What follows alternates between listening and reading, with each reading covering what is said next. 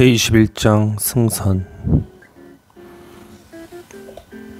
우리가 부둣가에 도착한 것은 6시쯤이었지만 날은 아직 밝지 않고 잿빛 안개만 자욱했다.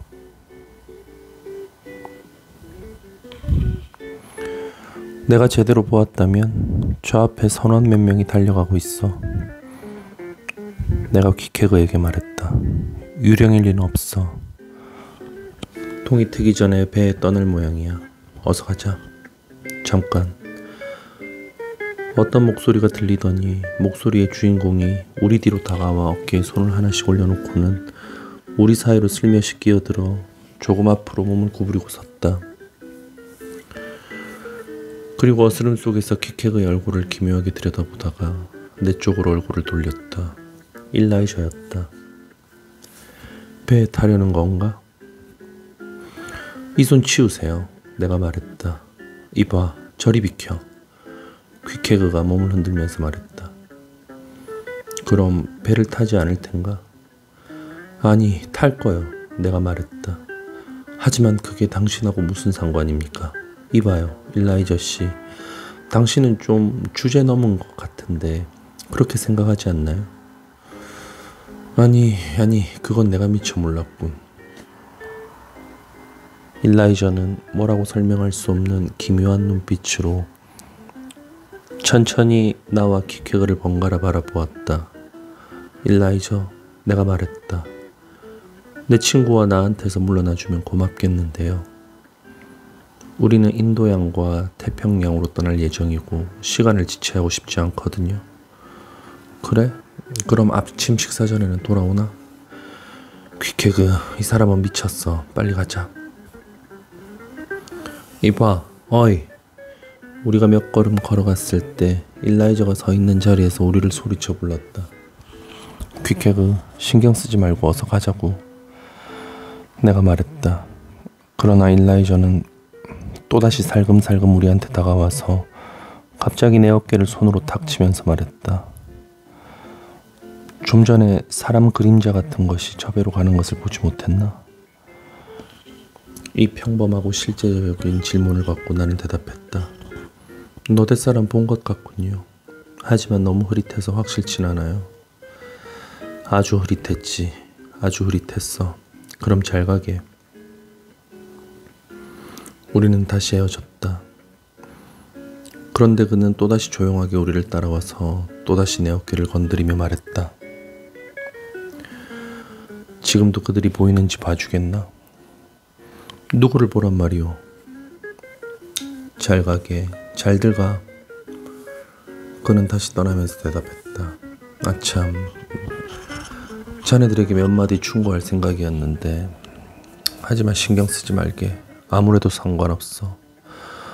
모두 한 가족이나 마찬가지야. 오늘 아침은 얼어붙을 것처럼 춥지 않나? 잘 가게. 당분간은 만나지 못할 거야. 심판의 날이 오기 전에는.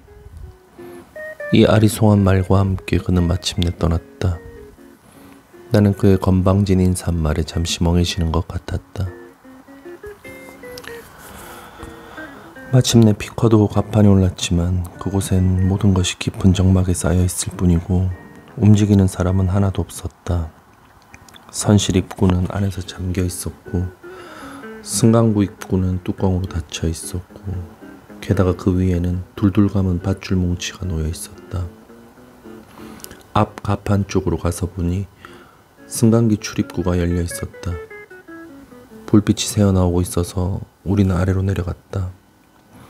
그곳에서 우리가 발견한 것은 누더기 같은 모직 코트로 몸을 감싼 노인뿐이었다.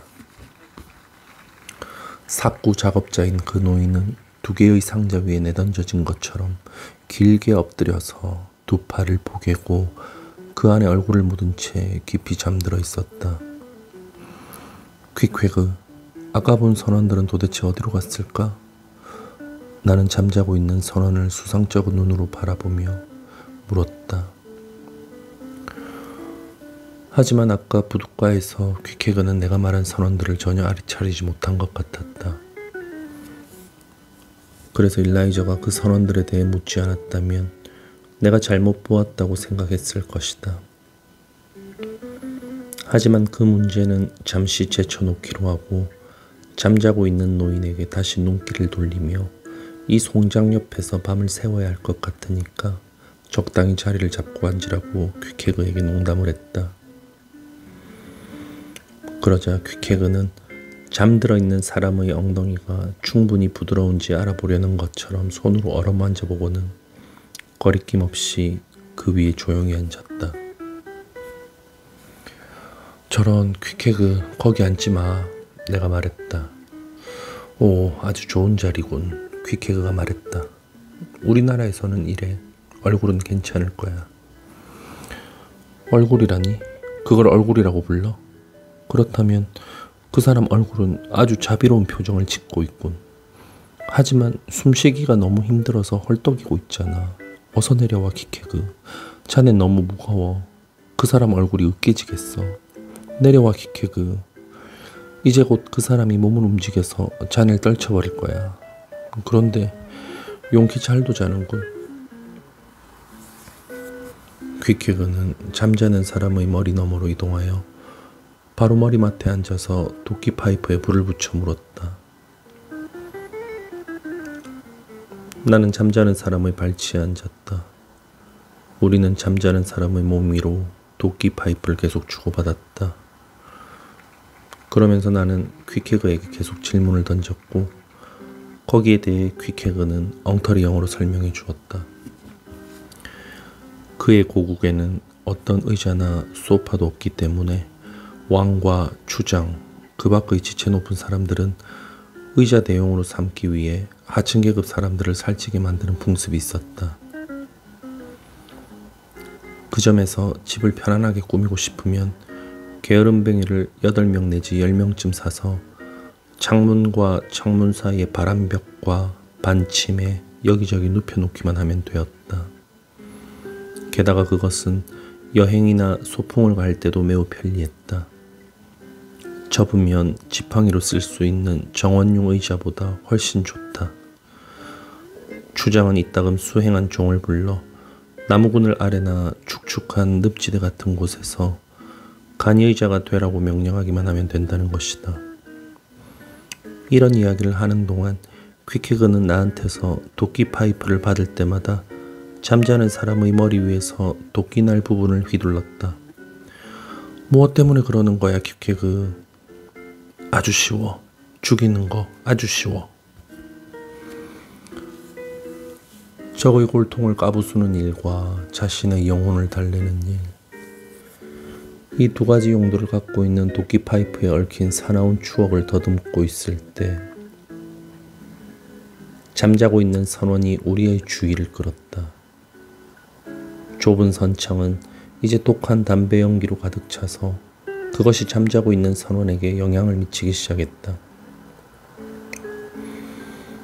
그는 코와 입이 틀어막힌 것처럼 숨을 쉬었다. 그 다음에는 코에 문제가 생긴 것 같더니 한두 번 몸을 뒤척이다가 일어나 앉아서 눈을 비볐다. 이봐, 마침내 그가 소리를 질렀다. 담배를 피우고 있는 이놈들은 누구야? 선원으로 고용된 사람들입니다. 내가 대답했다. 배는 언제 떠납니까? 이 배를 탈 거라고? 배는 오늘 떠나. 선장이 어젯밤에 승선했어. 어떤 선장이요? 에이헤브 말인가요? 에이헤브가 아니면 누구겠나?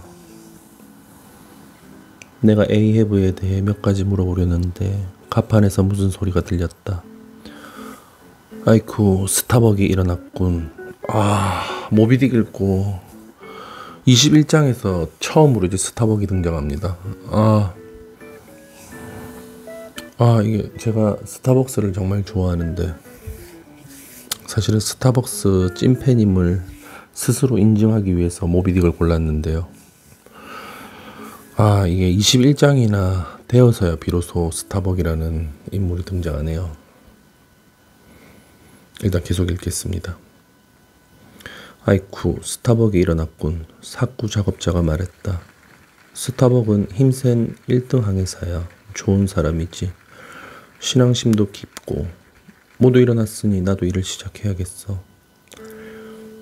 이렇게 말하고는 갑판으로 나갔다. 우리도 뒤따라 나갔다. 이젠 환하게 해가 돋고 있었다. 곧이어 선원들이 둘씩 셋씩 배에 올랐다. 사구 작업자들도 일을 시작했고 항해사들도 기운차게 움직였다. 육상에서는 몇 사람이 마지막 물건들을 배에 싣느라 바빴다. 그러는 동안에도 에이헤브 선장은 자기 방에 틀어박힌 채 모습을 나타내지 않았다.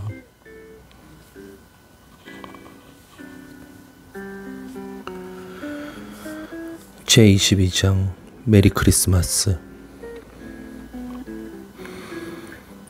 마침내 정오가 다 되어 사구 작업자들이 모두 배에서 내려가고 피쿼드호가 부두에서 바다 쪽으로 뱃머리를 돌린 뒤 언제나 세심한 체리티 아줌마가 보트를 타고 와서 마지막 선물 2등 항해사이자 시동생인 스터브에게는 나이트캡, 급사장에게는 예비용 성경책을 주고 떠난 뒤, 말하자면 모든 게 끝난 뒤 펠레그와 빌데드가 선실에서 나왔다. 펠레그가 1등 항해사를 돌아보며 말했다.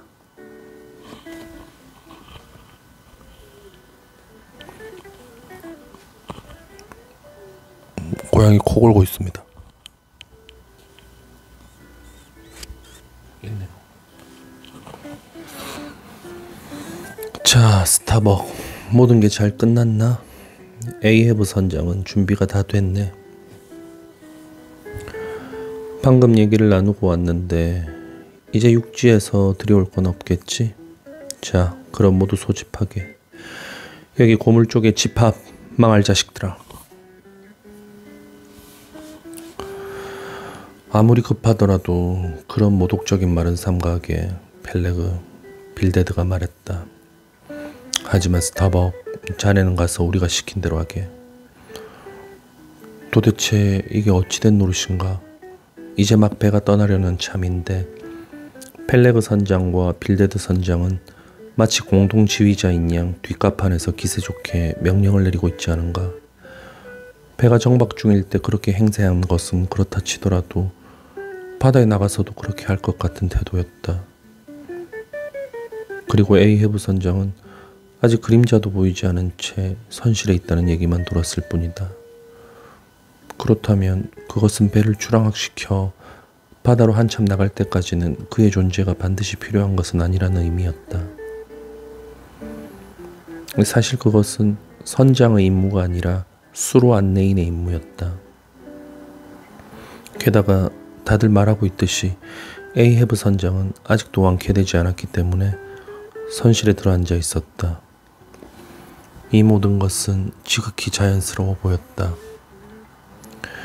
특히 상선의 경우 선장들은 닻을 올린 뒤에도 한참 동안 갑판에 나타나지 않고 선실에 남아서 육지의 친구들이 수로 안내인과 함께 배를 떠날 때까지 탁자에 둘러앉아 떠들썩한 송별연을 여는 경우가 많았기 때문에 더욱 그러했다. 하지만 지금은 펠레그 선장이 활기에 넘쳐 있었기 때문에 그 문제를 곰곰 생각할 기회는 그리 많지 않았다. 이야기하고 명령을 내리는 것은 빌데드가 아니라 펠레그가 거의 도맡고 있는 것 같았다. 여기 고물 쪽에 집합! 이 후레 자식들아. 선원들이 주돛대 부근에서 어슬렁거리자 펠레그 선장이 외쳤다. 스타벅, 그놈들을 고물 쪽으로 몰아내. 거기 천막을 걷어내. 이것이 다음 명령이었다. 앞에서도 잠깐 말했듯이 이 고래뼈로 만든 천막은 배가 정박해 있을 때만 쳤기 때문에 피쿼드호에서는 지난 30년 동안 천막을 걷어내라는 명령은 닻을 올리라는 명령에 뒤이어 들려오는 명령으로 잘 알려져 있었다. 권양기로 모여 이 자식들아, 뛰어가. 이것이 다음 명령이었다. 권양기는 닻을 감아 올리는 기계랍니다.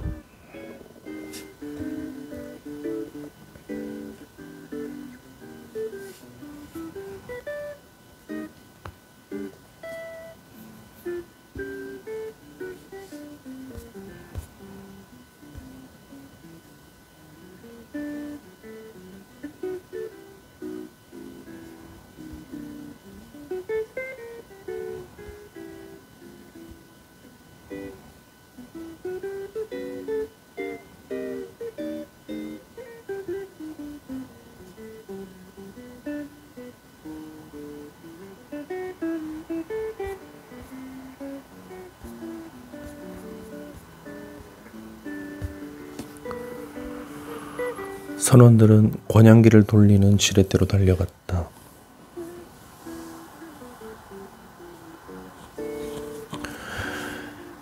배가 출항할 때 수로 안내인이 차지하는 자리는 배의 앞부분이다. 빌데드는 펠레그와 함께 여러 가지 임무를 맡고 있지만 수로 안내인 면허도 가지고 있었다. 그런데 빌데드는 다른 배를 위해 수로 안내를 한 적이 한 번도 없었기 때문에 그가 수로 안내인이 된 것은 자기가 관계하고 있는 모든 배가 낸터컷 항을 출입할 때 수로 안내료를 절약하기 위해서가 아닐까 하는 의심을 받고 있었다. 지금 빌데드는 뱃머리에서 몸을 내밀고 닻이 다가오는 것을 응시하면서 이따금 권양기를 돌리는 선원들을 격려하려고 우울한 찬송가 같은 것을 부르고 있었다. 선원들은 부불 뒷골목의 상냥하고 친절한 여자들에 대해 큰 소리로 일종의 합창을 부르고 있었다. 하지만 빌데드가 피커드호에서는 특히 출항할 때는 저속한 노래를 부르는 것을 절대 용납하지 않겠다고 말한 게 불과 사흘 전이었고 그의 누이인 체리티 아줌마는 모든 선원의 침대 위에 와츠의 잠송가집을 한 권씩 놓아두었던 것이다. 한편 펠레그 선장은 배의 다른 부분을 감독하면서 무섭게 욕설을 퍼붓고 있었다. 닻을 다 올리기도 전에 펠레그가 배를 침몰시키는 게 아닐까 하는 생각이 들 정도였다. 나는 본능적으로 권양기 지렛대를 멈추고 퀴케가한테도 그렇게 하라고 말했다. 그런 악마를 수로 안내자로 삼아 항해를 떠나는 것은 우리 둘 다 위험을 무릅쓰는 짓이라고 생각했기 때문이다. 하지만 나는 독실한 빌데드가 비록 777번 배당을 고집하기는 했지만 그의 존재가 우리에게 구원이 될지 모른다는 생각으로 나 자신을 위로하고 그때 갑자기 무언가가 내 엉덩이를 날카롭게 찔렀다. 뒤를 돌아보니 놀랍게도 펠레그 선장이 내 바로 옆에서 발을 거두려 하고 있었다. 그것이 내가 당한 첫 번째 발길질이었다. 상선에서는 그런 식으로 닻을 감아 올리나? 그가 으르렁거렸다. 빨리 움직여, 이 머저리 같은 녀석아. 등뼈가 부러지도록 움직이란 말이다. 이놈들은 왜 움직이지 않나? 다들 빨리 움직여. 이봐, 코크, 움직여. 너 붉은 수염, 움직여. 거기 스카치캡, 움직여. 초록바지, 움직여. 움직이라니까. 모두 움직여. 눈알이 튀어나오도록 빨리 움직여. 이렇게 소리치면서 그는 권양기를 따라 이동했고 여기저기에서 발길을 아낌없이 사용했다. 그러는 동안 냉정한 빌데드는 계속 찬송가를 선창하고 있었다. 펠레그 선장은 오늘 한 잔 걸친 게 분명하다고 나는 생각했다. 마침내 닻이 올라오고 돛이 펴지고 우리는 항구를 빠져나갔다. 짧고 추운 크리스마스였다. 북반구의 짧은 낮이 서서히 밤으로 바뀌었을 때 우리는 탁 트인 겨울바다로 나와 있었다. 얼어붙을 듯한 물보라가 우리를 얼음으로 덮어싸서 마치 광택이 나는 갑옷으로 몸을 감싼 것 같았다. 배전에 길게 줄지어 매달린 고래 이빨들이 달빛을 받아 반짝반짝 빛났다. 큰 코끼리의 하얀 엄니처럼 구부러진 커다란 고드름이 뱃머리에 매달려 있었다. 랭크 빌데드는 수로 안내인으로서 첫 번째 당직을 지휘했다. 이따금 낡은 배가 푸른 바닷속으로 깊이 잠수해 들어가 배 전체가 차가운 서리로 뒤덮이고 바람은 으르렁거리고 밧줄이 윙윙 울려도 빌데드의 노랫소리는 꾸준히 들려왔다. 일렁이는 물결 너머에 아름다운 들판이 초록빛 옷을 입고 서 있듯이 유대인들의 그리운 가나안은 굽이치는 요단강 너머에 그렇게 서 있었네. 이 감미로운 구절이 그때보다 더 감미롭게 들린 적은 없었다. 희망과 결실로 가득 찬 가사였다. 거칠고 사나운 대서양의 추운 겨울밤, 내 발은 젖었고 재킷은 더 많이 젖었지만 그때는 피난할 수 있는 유쾌한 항구가 앞길에 많이 준비되어 있을 것으로 여겨졌다. 들판과 골짜기는 영원히 푸르러서 봄에 돋아난 풀이 발에 밟히지 않고 시들지도 않은 채 한여름에도 그대로 남아있을 것만 같았다. 이 구절 정말 멋진 구절이네요. 한 번만 더 읽어보겠습니다. 이 감미로운 구절이 그때보다 더 감미롭게 들린 적은 없었다. 희망과 결실로 가득 찬 가사였다. 거칠고 사나운 대서양의 추운 겨울밤, 내 발은 젖었고 재킷은 더 많이 젖었지만 그때는 피난할 수 있는 유쾌한 항구가 앞길에 많이 준비되어 있을 것으로 여겨졌다. 들판과 골짜기는 영원히 푸르러서 봄에 돋아난 풀이 발에 밟히지 않고 시들지도 않은 채 한여름에도 그대로 남아있을 것만 같았다. 마침내 우리는 앞바다로 멀리 나왔기 때문에 두 사람의 수로 안내에는 더 이상 할 일이 없어졌다. 우리를 따라온 튼튼한 돛담배가 뱃전으로 다가오기 시작했다. 펠레그와 빌데드, 특히 빌데드 선장이 이 돛담배의 접근에 얼마나 영향을 받았는지는 흥미롭고 유쾌한 일이었다. 거센 폭풍우가 몰아치는 온 곳과 희망봉을 도는 길고도 험한 항해를 떠나는 배. 힘들게 번 수천 달러를 투자한 배.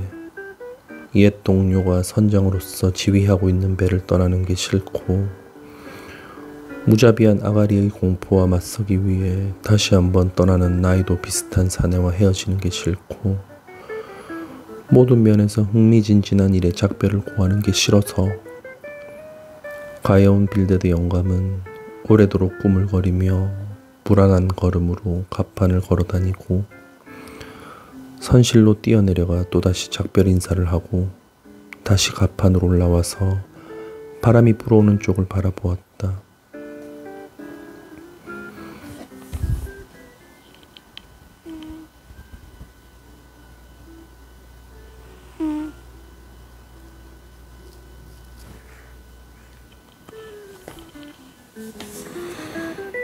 그리고 너무 멀리 떨어져 있어서 보이지 않는 동쪽 대륙에 이를 때까지 거칠 것 없이 펼쳐져 있는 드넓고 끝없는 바다를 바라보고 육지를 바라보고 하늘을 쳐다보고 오른쪽과 왼쪽을 바라보고 모든 곳을 보면서 아무데도 보고 있지 않았다.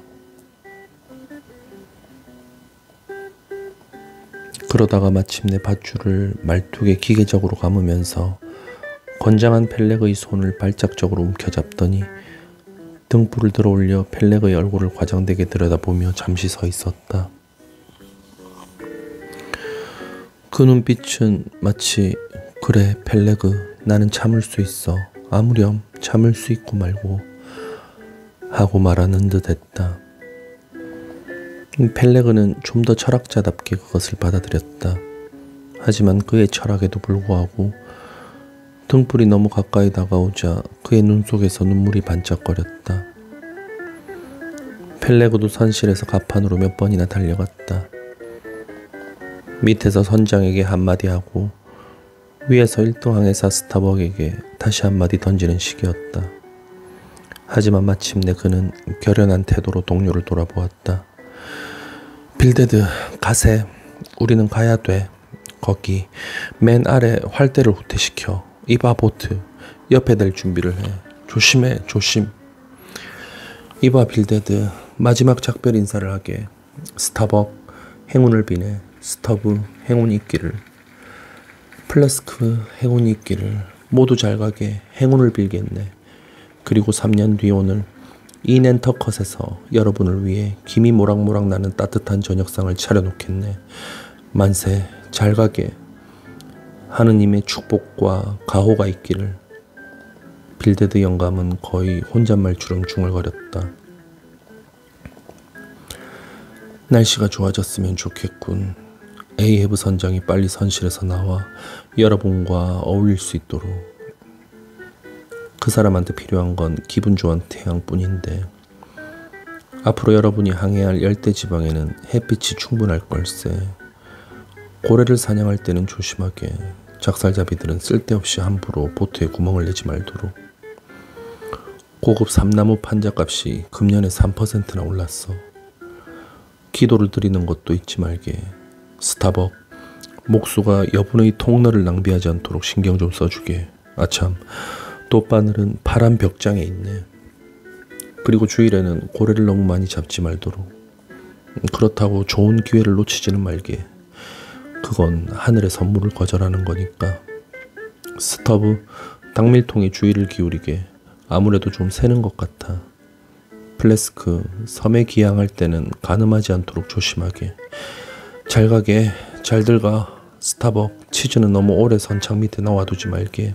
그러면 상할 거야. 버터는 아껴 쓰게.